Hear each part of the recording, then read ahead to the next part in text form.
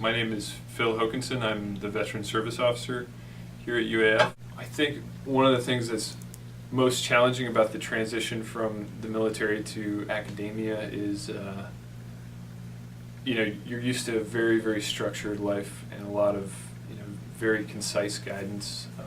You look at like a technical manual or a field manual. Every single procedure is broken down by the numbers. You do this, this, this, this.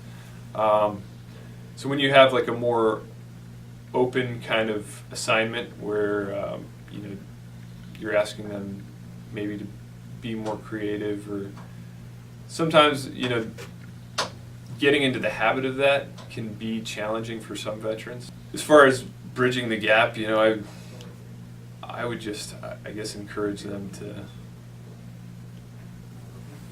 maybe if you could hone it in a little bit, kind of encourage them to write about personal experiences or something like that, where they can bring to bear all that knowledge and experience they have to an assignment.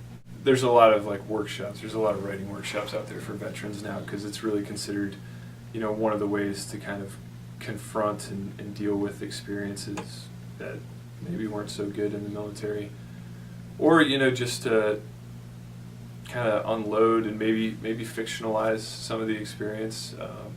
A lot of veterans have written short stories. It was an article that I read written by a veteran who said, some of these workshops they would just kind of say, hey, write about whatever you want, and they weren't really willing to be critical of the writing because that was their experience, and they didn't want to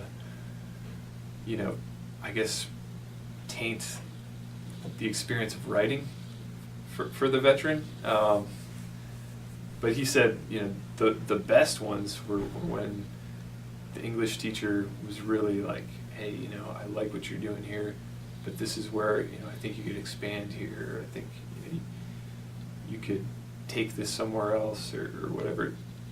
People who are more critical were more helpful to the writing process. That's kind of the point of writing about this stuff, if it's to be seen by anyone else, is to share that experience and help everyone else understand.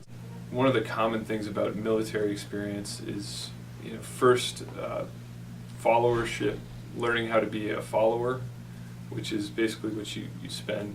If you're an enlisted soldier, you spend your first few years kind of learning the ropes, learning about your profession, your specific occupational specialty. And then, once you have that mastered, and once you've proven yourself to be, a good follower, you start to take on leadership responsibilities as well. So, generally with a veteran in the classroom, you're going to get somebody who's tends to be a little more serious, very focused on, what the task at hand is. Sometimes it can be frustrating if they see people who aren't necessarily taking everything as seriously as them, or making noise, or showing disrespect.